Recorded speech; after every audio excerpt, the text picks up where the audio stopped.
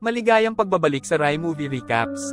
Narito na naman po tayo para sa isa na namang magandang palabas na pinamagatang The Worst of Evil na napalabas noong 2023. Ito ay patungkol sa isang legendary assassin na dahil sa pagka-brutal nito ay naisipan siyang i-recruit ng mga pulis para patayin ang mga drug lords. Kaya't ano pa ang ating hinihintay? Sit back, enjoy and relax labyo. Nagsimula ang eksena sa isang away ng dalawang gang. Biglang dumating si Sung Ho, isang gangster, at nakita niya ang kanyang asawa kasama ang isang gangster mula sa karibal na gang. Dahil sa gulat, kumuha siya ng kutsilyo sa sahig at inatake ang lalaki. 2 taon bago nito, noong 1994, si Sung Ho, na ang tunay na pangalan ay Park John-mo, ay inaresto. Ay isang pulis. Ang kanyang asawa, si Yoo Yoo-jong, ay isa ring pulis, ngunit may mas mataas na ranggo sa Seoul Metropolitan Police Agency, habang si Jun-mo ay isang senior patrol officer mula sa isang istasyon sa kanayunan.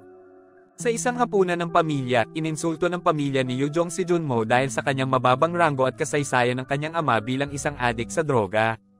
Dahil sa pagkabigo, ipinagtanggol ni Yoo-jong ang kanyang asawa at dinala siya sa ibang silid. Doon, nagtanong si Jun-mo tungkol sa isang kwintas na palagi niyang isinusuot at ipinaliwanag ni Yoo-jong na ito ay regalo mula sa kanyang simbahan noong high school. Sa Gangnam, isang away ang sumiklab sa isang nightclub dance floor, at ang DJ, si Yong Gi-chul, ay namagitan sa pamamagitan ng pagpapalit ng musika. Humanga sa kanyang mabilis na pag-iisip, isang boss ng krimen na nagngangalang Sergeant Jang ang nag-alok kay Gi-chul ng trabaho sa pamamahala sa teritoryo ng Gangnam at sa nightclub. Sa una ay nag-aalinlangan, tinanggap ni Gi-chul ang alok pagkatapos malaman ang higit pa tungkol dito, nangako na isasama ang kanyang mga kaibigan. Makalipas ang 1 taon, opisyal na naging manager ng nightclub si Gi-chul. Isang gabi, hiniling siya ng kanyang kaibigan na hawakan ng mga magugulong bisita. Gayunpaman, natagpuan ni Gi-chul ang kanyang sarili na walang kapangyarihan dahil ang mga bisita ay nagmula sa mayamang pamilya. Dahil sa pagkabigo, iminungkahi niya kay Sargento Jang na magbenta sila ng droga para mas kumita. Sa galit sa mungkahi, sinampal ni Sergeant Jang si Gi-chul at idiniin ang kanyang katapatan kay Song Dong-hyuk, isang respetadong leader ng gang sa Busan. Nang maglaon, ibinahagi ni Gi-chul ang kanyang mga pagkabigo sa kanyang mga kaibigan na nagpahayag kung gaano kahirap si SGT. Ginamo sila ni Jang. Dahil sa motibasyon, binalak ni Gi-chul na patayin si SGT. Jang at sakupin ang teritoryo ng Gangnam na naglalayong magbenta ng mga gamot para sa mas mabilis na kita. Matagumpay niyang naibenta ang droga sa isang bisita sa nightclub at nag-recruit ng gangster na nagngangalang Jong Ryle para sumali sa pag-aalsa. Kinabukasan, sinalakay ni Gi-chul at ang kanyang mga kaibigan si Sergeant Jang at ang kanyang mga subordinate sa isang hotel. Sa kabila ng paunang tagumpay, nagawa ng isa sa mga tauhan ni Jang na itaas ang alarma. Lumaban si Jang at ang kanyang natitirang mga subordinate, ngunit si Gi-chul at ang kanyang mga kaibigan, armado, ay nakakuha ng mataas na kamay. Tinangka ni Jang na tumakas, ngunit kalaunan ay nahuli. Sa panahon ng pakikibaka, pinatay ni Jang ang matalik na kaibigan ni Gi-chul, si Tae-ho, sa pamamagitan ng pananaksak sa kanya.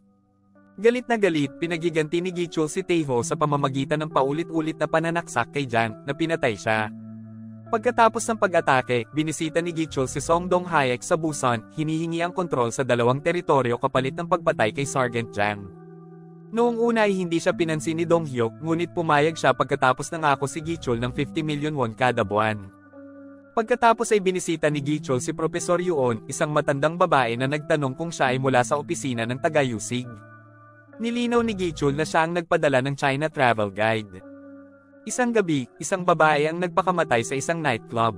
Natuklasan ng pulisya na siya ay isang adik sa droga at pinaghihinalaang ang Gangnam Union, isang Korean gang, ang nagsusupply ng droga. Upang mangalap ng ebidensya, nagpasya si Chief Prosecutor Captain Cho na ipadala si Jun-mo sa isang undercover na misyon, batay sa rekomendasyon mula kay Chief Detective Do Ha-ing, na pinuri ang mga kasanayan sa martial arts ni Jun-mo. Lumapit si Do Ha-ing kay Jun-mo, hiniling sa kanya na pasukin ang Gangnam Union. Ipinaliwanag niya na maaaring sangkot ang Korea at China sa kalakalan ng iligal na droga, at ang paghuli sa Gangnam Union ay maaaring humantong sa Japanese gang. Noong una ay tumanggi si Jun-mo, ayaw niyang maging isang kriminal kahit na mahuli ang ibang mga kriminal. Gayunpaman, hinimok siya ni Do-heng na isaalang-alang ang kanyang ama at ang epekto sa buong bansa ng kalakalan ng droga kung hindi sila kumilos. Pagbalik ni Jun-mo sa kanyang opisina, dumating si Kapitan Cho para kausapin siya. Sinubukan ni Kapitan Cho na hikayatin si Jun-mo na magtago at makalusot sa Gangnam Union. Nangako siya kay Junmo ng promosyon at mga bonus kung matagumpay niyang natapos ang misyon. Matapos pag-isipang mabuti, pumayag si Junmo, umaasang makukuha niya ang respeto ng pamilya ng kanyang asawa na madalas ay minamaliit siya dahil sa kanyang mababang rango. Kinabukasan, dinala ni Duhan si Junmo para makipagkita kay Captain Cho. Nakipagnegosasyon si Junmo sa mga tuntunin ng deal, humihiling na tumaas sa 2 rango kung nagtagumpay siya, na nangangatwiran na nakasalalay sa kanya ang tagumpay ng misyon. Pumayag si Kapitan Cho at nagsimulang magplano ng undercover na misyon. Magpapanggap si Junmo bilang pinsan ni Taeho. Si Taeho ang matalik na kaibigan ni Gichul na namatay kamakailan. Ipinaliwanag ni Captain Cho na ang isang high-purity na gamot na tinatawag na Gangnam Crystal ay natagpuan sa Gangnam. Kinuha ni Jung Gichul ang Gangnam Union pagkatapos ng kamatayan ni Sergeant Jang at kontrolado ang teritoryo. Si Gichul at ang kanyang mga kaibigan na nagtapos sa Yoksem High School, ngayon ay namamahala sa lahat ng mga nightclub sa Gangnam at pinaghihinalaang sangkot sa kalakalan ng droga. Ang bagong pagkakakilanlan ni Junmo ay si Sung Ho, isang dating mangingisda. Tutulungan siya ng pulisya na manirahan sa kanyang bagong buhay at pamahalaan ang kanyang totoong buhay. Para panatilihing lihim ang kanyang misyon, sinabi ni Junmo sa kanyang mga katrabaho na nagpapahinga siya dahil sa sakit. Sa gabi, pumunta si Junmo, na ngayon ay Sung Ho, sa isang restaurant na kontrolado ng Gangnam Union. Tinanong niya ang isang waiter tungkol kay Gichul na sa halip ay nakaharap ng 2 gangster. Pagkatapos ng laban, kung saan nagtagumpay si Sung Ho na talunin ang mga gangster, dumating si Gichul at ang kanyang mga subordinate. Nakilala ni Gichul ang relo na suot ni Seng Ho bilang kay Tiho at nakinig siya habang sinasabing pinsan ni Seng Ho si Tiho. Kahit nagulat, si Gichul at ang kanyang mga kaibigan ay nag-aalinlangan dahil hindi binanggit ni Tiho ang pagkakaroon ng isang pinsan. Ipinaliwanag ni Seng Ho na hinahanap niya ang pumatay kay Tiho, si Gichul. Sa paghahanap din sa mamamatay tao, ibinigay kay Sung Ho ang kanyang business card bago umalis si Sung Ho. Kinabukasan, binisita ni Gichul at ng isang kaibigan ng ama ni Tiho na kinumpirma ang kwento ni Sung Ho. Kakabalik lang daw ni Sung Ho sa Seoul matapos magtrabaho bilang mangingisda at madalas nakasama ni Tiho tuwing summer. Ang ama ni Tiho, na nakipag-ugnayan sa pulisya, ay sumang-ayon na makipagtulungan at sabihin ang parehong kwento na nilikha ng pulisya. Pagkatapos ay binisita ni Sung Ho ang punong tanggapan ng Gangnam Union na unang pinigilan ng mga gangster. Pinapasok siya nang makita siya ni Gichul. Binigyan siya ni Gichul ng pera at sinabihan siyang huwag nang bumalik. Tinanggihan ni Sung Ho ang pera, iginiit na gusto niyang maghiganti para sa pagkamatay ni Taeho. Pagkatapos ng isa pang laban kung saan natalo ni Sung Ho ang mga gangster, napagtanto ni Gichul na hindi pera si Sung Ho. Ipinaliwanag ni Sung Ho na ang relo ni Taeho ay ibinigay sa kanya ng kanyang tiyuhin, na sumisimbolo na si Taeho ay palaging kasama niya bago umalis. Nangako si Sung Ho na ipaghihiganti ang pagkamatay ng kanyang pinsan. Samantala, isang gangster ng Gangnam Union na nagngangalang Hisong ang naghatid ng ipinangakong 50 million won kay Dong Hyuk, ang superior ni Gichul. Pagkatapos ay nakilala niya si Han-dok, ang dating kanang kamay ni Sergeant Jang. Sa daungan, si Hisong, na bigo sa pagtrato kay Gichul, ay iminungkahi na magtulungan sila para ibagsak siya. Si Han-dok, na nakakita ng pagkakataon na mabawi ang kontrol ng Gangnam Union, sumang-ayon. Bumisita si Han-dok kay Dong Haek sa Busan, humihingi ng pahintulot na bawiin ang teritoryo mula sa Gichul. Tumanggi si Dong Haek, binanggit ang kanyang kasunduan kay Gichul at isang babala mula sa kanyang kapatid sa Japan. Pagkatapos ay nag-alok si Han-do na magbayad ng 2 beses sa binabayaran ni Gichul. Nang maglaon, dinala ni Hisong at ng kanyang mga kaibigan si Han-do sa isang lokasyon para sa isang party na nagpaplanong maglagay ng mga baril malapit sa entablado para magamit sa ibang pagkakataon. Nagtakda ito ng yugto para sa isang komplikadong pakikibaka para sa kapangyarihan sa loob ng Gangnam Union. Sa ibang lugar, nakatanggap si Sung Ho ng tawag mula kay Gichul na humiling sa kanya na magkita sa isang locus yung binisita kanina ni Han-do at Hisong.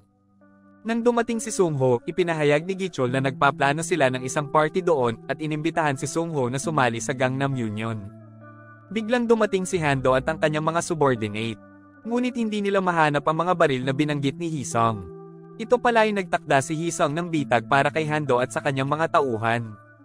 Isang away ang sumiklab sa pagitan ng mga nasasakupan ni Han-do at Sung Ho. Hindi nagtagal, sumali ang mga tauhan ni Gichul para tulungan si Sung Ho. Nagawa nilang talunin si Han-do at ang kanyang mga subordinate. Hinarap ni Gichul si Han-do, binabalaan siya na huwag nang magpakita ng mukha. Nang tumanggi si Han-do, inutusan ni Gichul ang kanyang mga tauhan na pahirapan siya. Tinawag ni Gichul si Dong Haek. Galit na inaakusahan siya ng pagpayag ng kamay dahil sa pag-atake at pagbabanta na ihihinto ang mga pagbabayad sa kanya. Galit na galit, nangako si Dong Hyuk na papatayin si Ji-chul. Pagkatapos ay dinala ni Ji-chul si Sung-ho sa labas ng gusali at ipinaliwanag ang plano niyang magtayo ng kafe sa alaala ni Tae-ho. Dahil ito ay panaginip ni Tae-ho, humingi siya ng tulong kay Sung-ho at ipinahayag na pinatay niya ang pumatay kay Tae-ho. Kinabukasan, opisyal na tinanggap ng Gangnam Union si Sung-ho. Sa kanyang pagpapakilala, sinampal ni Hee-sung si Sung-ho, isang tradisyon ng Gangnam Union na sumasagisag sa pagtatapos ng anumang sama ng loob.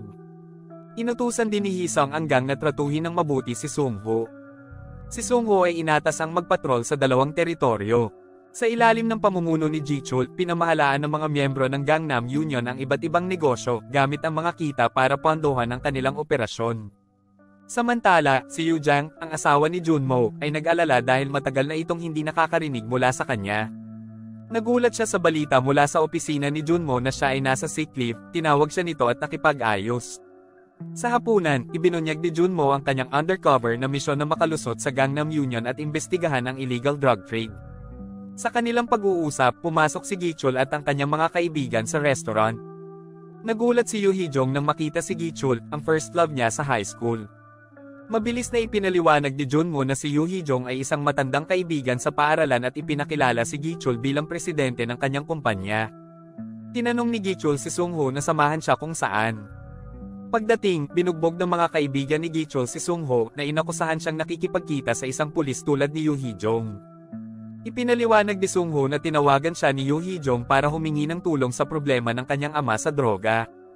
Habang pabalik sila sa headquarters, napansin ni Gi-chul ang kwintas ni Sung-ho. Nakahawig ng suot ng kanyang asawa. Inihayag ni Gi-chul na si Yoo Hee-jong ang kanyang unang pag-ibig na naging dahilan upang makaramdam ng selos at paghihinala si Sung-ho. Nang maglaon, tinawagan ni Sung-ho ang kanyang asawa na nagkumpirma ng kanyang nakaraang relasyon kay Gi-chul. Pagkatapos ay hinarap ni Yoo Hee-jong si Captain Cho tungkol sa pagpapadala sa kanyang asawa sa isang mapanganib na misyon. Hinimok siya ni Kapitan Cho na makipagtulungan sa investigasyon para matulungan si Junmo na makabalik sa kanyang totoong buhay. Sa ibang lugar, isang pribadong investigador na nagngangalang Jin Pyong ang nagbigay kay Gi-chul ng impormasyon tungkol kay Junmo at Yoo Hee-jong.